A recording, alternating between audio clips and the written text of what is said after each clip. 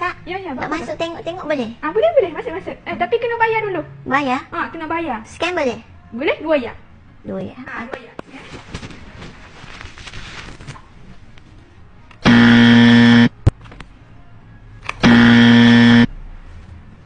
Tak boleh Kak? Takut tak ada duit Aduh, kita duit banyak. Baru je tukar ni mari. Sekali lagi. Takak phone ni, Mek. Silap Kak pulak.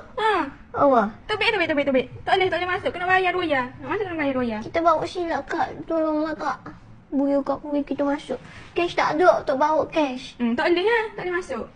Berapa tak masuk lagi ni? Baru nak masuk ni. Kita bawa salah Kak. Bayarlah cash. Cash tak bawa juga. Bawa gapo je. Bawa tu aja. Tak apalah. Bayar. 20 ya. Letak situ. Kak belanja. Terima kasih. Pas nanti QR 18 ya deh. 18 ya? Dah sengguh QR. Beli. QR Kak. 18? Betul lah. Masuk 2 ya je Kak. Masuk 2 ya ke?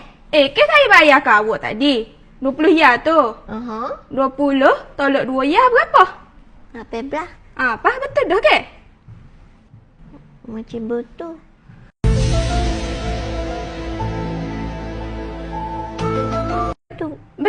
Betul dah. Tapi tadi orang masuk 2 ya je Kak. 18 ya macam mahal je. Dah, betul dah lah. 2 ya. Nak masuk tengok je ni Kak. 2 ya. Nyucur 18 ya.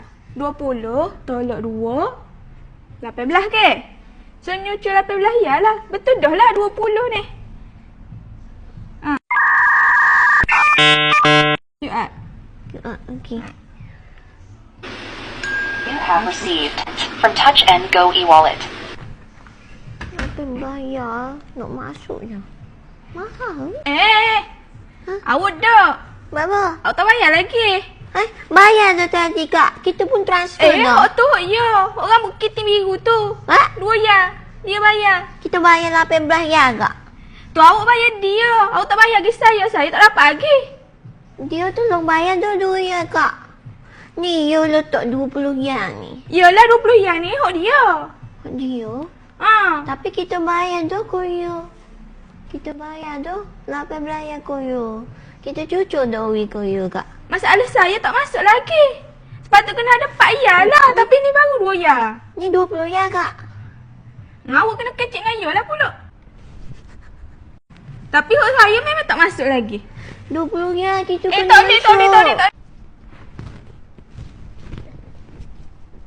Dia win 20 ya dah. Tak boleh. Dia win 20 ya. Masalah tu hak dia. Lepas tu kita bawa 18 aja. Hak boleh transfer. Kita tak ada duit lain Kak. Hak tu saya tak tahu. Tapi tak boleh masuk. Kak tolonglah. Nak masuk.